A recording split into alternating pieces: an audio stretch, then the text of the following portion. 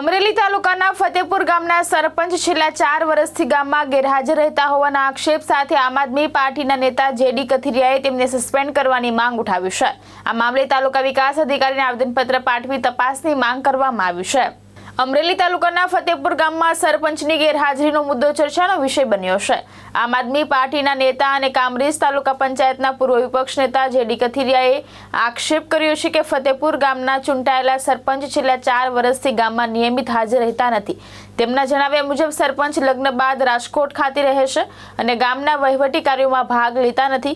ગ્રામસભા સહિતની મહત્વપૂર્ણ બેઠકોમાં પણ સરપંચની હાજરી જોવા મળતી નથી, જેના કારણે ગ્રામજનોમાં અસંતોષની લાગણી વ્યાપી છે।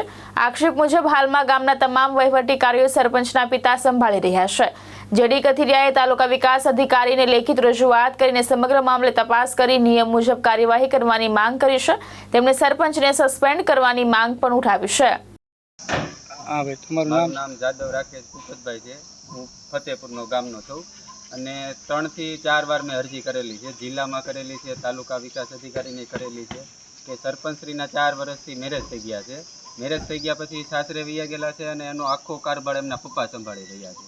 એના પપ્પા કોઈ પણ ગ્રામસભા હોય, કોઈ મિટિંગ હોય, ગામમાં કોઈ પણ કામ કરવાનું હોય તો એના પપ્પા જ હાજર હોય છે અને બધો વહીવટ એના પપ્પા કરે છે। એ વિડીયો એવિડન્સ સાથે મેં સીડી સાથે અરજી કરેલ છે, ગાંધીનગર કરેલ છે, મુખ્યમંત્રી સાહેબને કરેલ છે, જિલ્લા વિકાસ અધિકારી સાહેબને કરેલ છે। તો 2-3 વાર અરજી કરેલ છતાં પણ કાંઈ જવાબ નહોતો આવ્યો। 2-3 વાર પીડીઓ સાહેબને મળેલ છે કે ભાઈ આનો કોઈ રસ્તો કાઢો અથવા તમે એની તપાસ કરીને કોઈ કમિટી બનાવીને એની તપાસ કરાવડાવો। આજે મારી સાથેથી જેડી સાહેબ પણ આવેલા છે અને એને મેં એના સાથે લઈને અને આજ પાછી રજૂઆતને કરેલ છે। તો સરપંચ સસ્પેન્ડની નોટિસ ક્યારે આપેલી છે?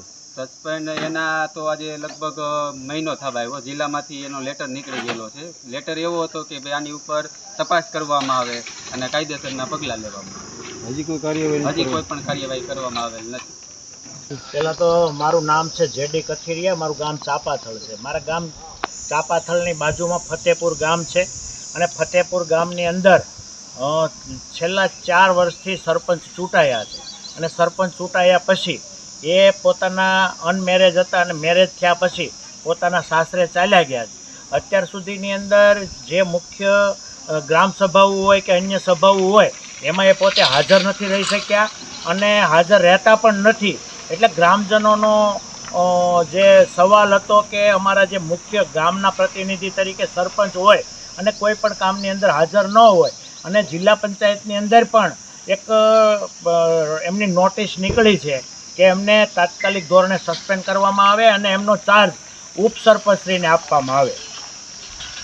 તમે અહીંયા આવ્યા હતા તાલુકા પંચાયત, શું જવાબ આપેલો? અમને ટીડીઓ સાહેબ તરફથી અમે રજૂઆત કરી છે અને ટીડીઓ સાહેબે અમને અત્યારે તો ખૂબ સારી રીતે સારો પ્રતિસાદ આપ્યો છે અને એમને ખાતરી પણ આપી છે કે આમનો અમે તાત્કાલિક ધોરણે તપાસ કરાવીશું અને જે કાંઈ જે હશે સત્ય હશે એ સામે આવશે। અને અમારી તો ભાઈ અમારા સાથે રાકેશભાઈ છે અને રાકેશભાઈએ પણ આ એમના એવિડન્સો બધા આપ્યા છે અને ગામની અંદર જ્યારે સભા હોય, મિટિંગો હોય એમના તમામ એવિડન્સો રાકેશભાઈએ આપ્યા છે। સરફરાજ ખોખર, દ્રષ્ટિકોણ ન્યૂઝ, અમરેલી।